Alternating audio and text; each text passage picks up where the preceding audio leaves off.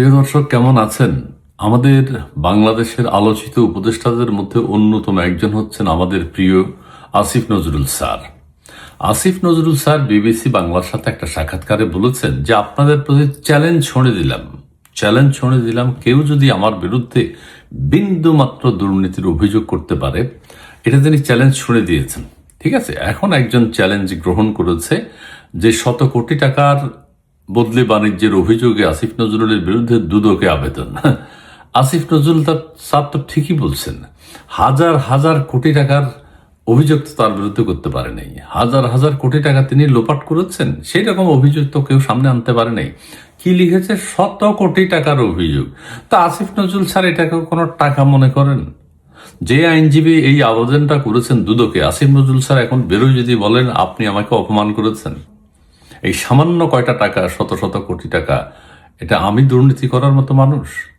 আমার হচ্ছে লক্ষ হাজার কোটি টাকা, সেটা আমার টার্গেট। কিন্তু শত কোটি টাকা দিয়ে আমাদের আসিফ নজরুল স্যারকে অপমান করেছে। কে অপমান করেছে একটু নামটা বলি। অবৈধ প্রক্রিয়ায় সাব রেজিস্ট্রারদের ব্যাপক বদলির মাধ্যমে শত কোটি টাকার ঘুষ লেনদেনের অভিযোগে অন্তর্বর্তীকালীন সরকারের সাবেক আইন উপদেষ্টা আসিফ নজরুল ও তার ব্যক্তিগত সহকারী মাসুমের বিরুদ্ধে দুর্নীতি দমন কমিশনে আবেদন করা হয়েছে। শত কোটি টাকা। আরে, সুপ্রিম কোর্টের আইনজীবী ব্যারিস্টার এম সারওয়ার হোসেন দুদকের কার্যালয়ে এ আবেদন জমা দেন। এই যে ব্যারিস্টার এম সারওয়ার হোসেন, তার মান সম্মান এখন আসিফ সাহেব রাখবেন? যে আপনি আমাকে এত নিচু ভাবলেন কিভাবে? এই সামান্য শত কোটি টাকা লোপাট করার মানুষ আমি? আপনি আমার বিরুদ্ধে হাজার লক্ষ কোটি টাকার লোপাটের একটা অভিযোগ আনতেন, আমার মান সম্মান থাকতো। আমাকে অপমানিত করার জন্য হয়তো এই আইনজীবীর বিরুদ্ধে আসিফ নজরুল স্যার মানহানির মামলা করবেন। ঠিক আছে, আবেদনের সঙ্গে 8 মাসের সাব রেজিস্টার বদলিতে ঘুষ লেনদেনের শত কোটি টাকার শিরোনামের প্রকাশিত একটি সংবাদ প্রতিবেদনের সাথে যুক্ত করা হয়। তো এটা আসিফ নজরুল স্যারের কি আসে যায়? তিনি তো বলেছেন আপনারা চ্যালেঞ্জ করেন।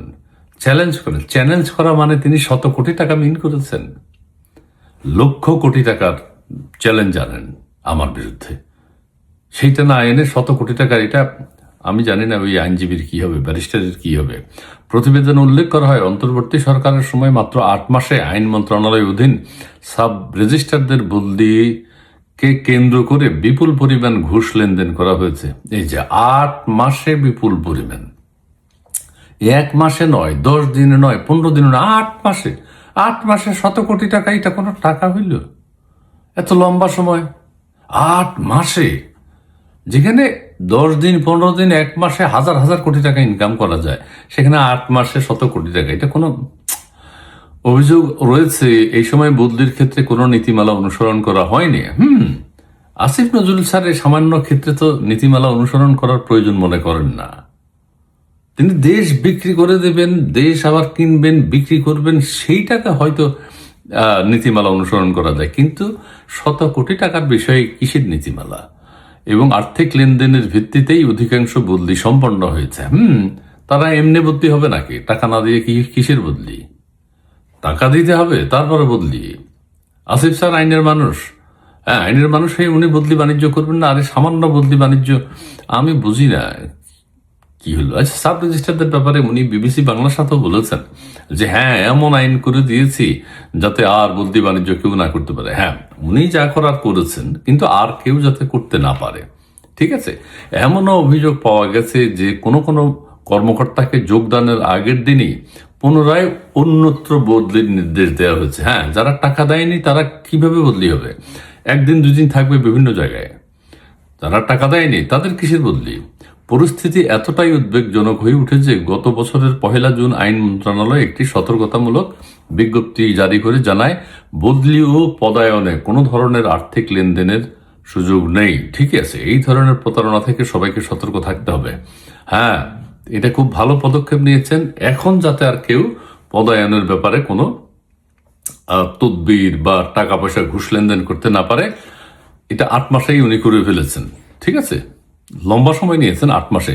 তবে অভিযোগ অনুযায়ী এই সতর্কতা জারির আগেই অধিকাংশ অনিয়ম সংগঠিত হয়েছে। হ্যাঁ, যে আইন করছে যে প্রতারণা বদলি করা যাবে না, তার আগেই উনি কাজটা সেরেছেন, তবে অল্প কয় টাকা, এবং পরবর্তীতে আর কোনো বদলির আদেশ দেয়া হয়নি। হ্যাঁ, এই যে কত সুন্দর কাজ করেছেন তিনি, যা করেছেন 8 মাসে যা নিয়েছেন, আগামীতে যা তার কেউ না নিতে পারে, এই যে চমৎকার একটা আইন পাশ করে তিনি গেছেন, এটা তো ভালো ভালো কাজে। Asif Nazrul sir, barrister Sarwar, M Sarwar, আমি জানি না কি বিবেচনায় তিনি শত কোটি টাকার একজন সাবেক উপদেষ্টাকে লজ্জা দিলেন, তাকে অপমান করলেন। আসিফ নজরুল স্যার নিশ্চয়ই 2-1 দিনের মধ্যে প্রকাশ্যে এসে বলবেন যে এম সারোয়ারের বিরুদ্ধে আমি মানহানির মামলা করলাম, যে এত অল্প টাকা আমি নাকি বদলি বাণিজ্য করেছি, এইটা কোনোভাবে উনি মেনে নেবেন না।